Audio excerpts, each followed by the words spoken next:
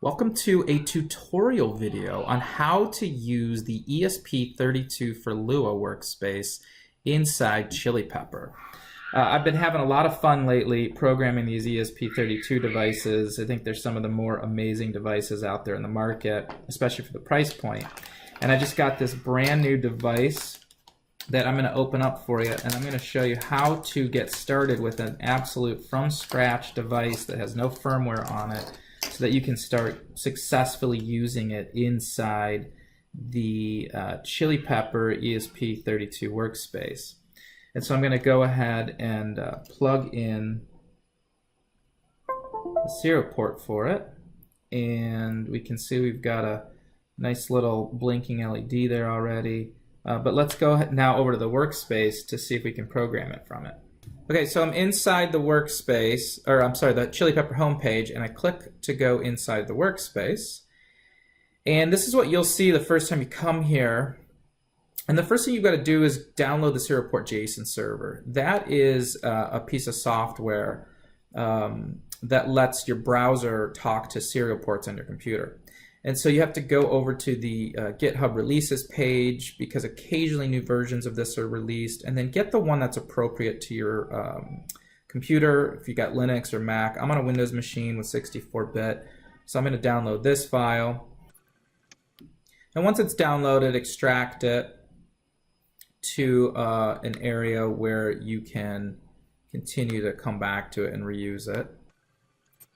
Okay, and then once it's extracted, go ahead and double click on it to run it. And you should make sure that you allow the firewall to have access to it. And then you should already see some ports showing up on your computer.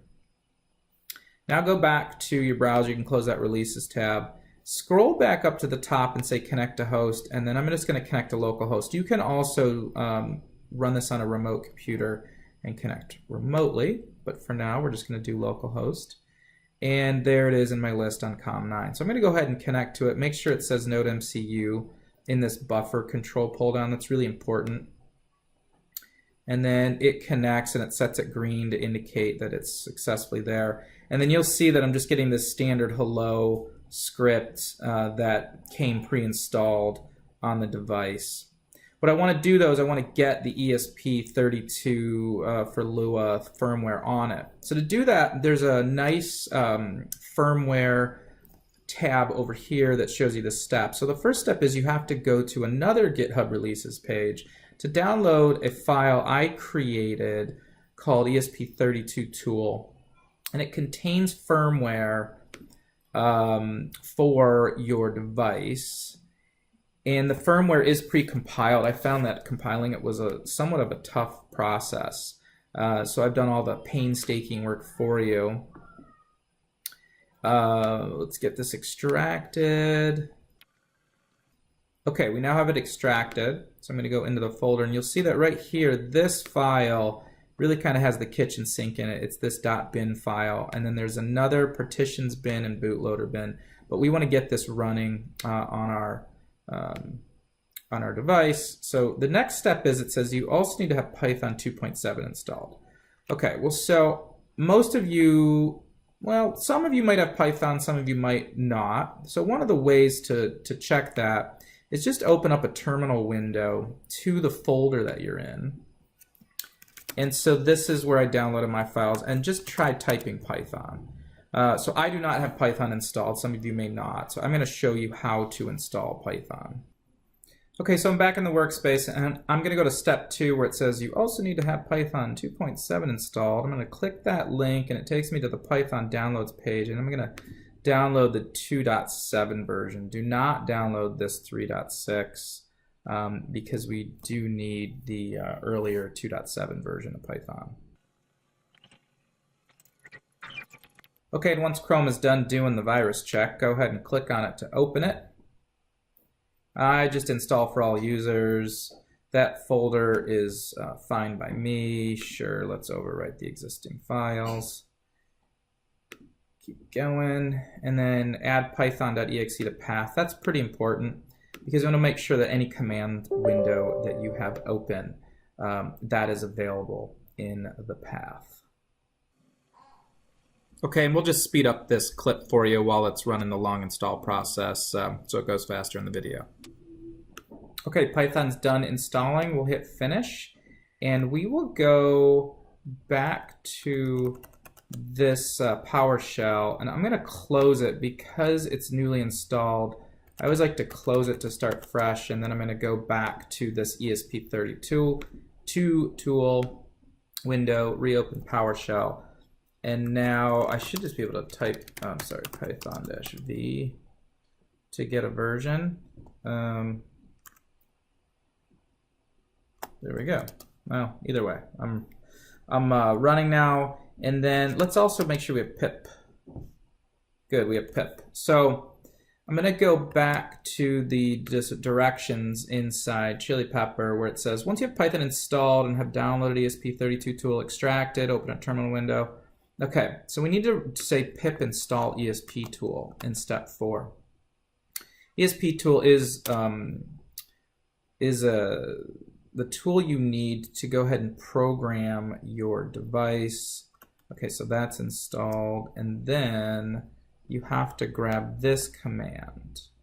So this command is very particular to the files that are in this folder. So it's going to send this binary file, this one, and this one up to your device. But you got to program the correct COM port. So you'll see that this one is set to COM7, but I actually have my device on COM9. By the way, you got to make sure that you don't have that connected anymore. Otherwise, you'll get an error back here on the command line. So let's go ahead and get ready to run this. Okay, we are going to run the programmer. So it finds the device, it grabs a bunch of chip information off of it. You can see that that blue LED stopped blinking while we're programming it. We don't really know otherwise on this device while the programming is going, but at least we can see the % progress on the screen. Okay, we'll just speed this up 10x to make it faster for you. Okay, it looks like it's programmed, and so we're going to go back over to ChiliPepper and try to connect. And notice that you get this formatting file system, please wait. The first time you connect to it with this new firmware, it will format the SD card. In subsequent attempts to put it on there, it does not reformat it. So just so you know, you can redo the firmware without that being an issue. And then I always have to hit the reset button here to resynchronize the ChiliPepper workspace and the Serial Port JSON Server to the device. And then once you do that, you can hit things like heap or chip ID. It's actually sending Lua code now to it, and it's getting executed. File system info tells you how many bytes are available on your SD card. And then let's test out the blink LED and actually see if we get a blinking LED on this device. We do not. I'm not sure which port. This tries to blink port 2, 13, and 16. And on this device, it's not obvious to me which port the, oh, it looks like it's on port 5. So you can go over here to the the sample code where it says blink LED and hit editor, and let's just throw like port 5 here, and then we will upload and run this. And so notice the code is running in this window, and lo and behold, we've got ourselves a nice blinking light.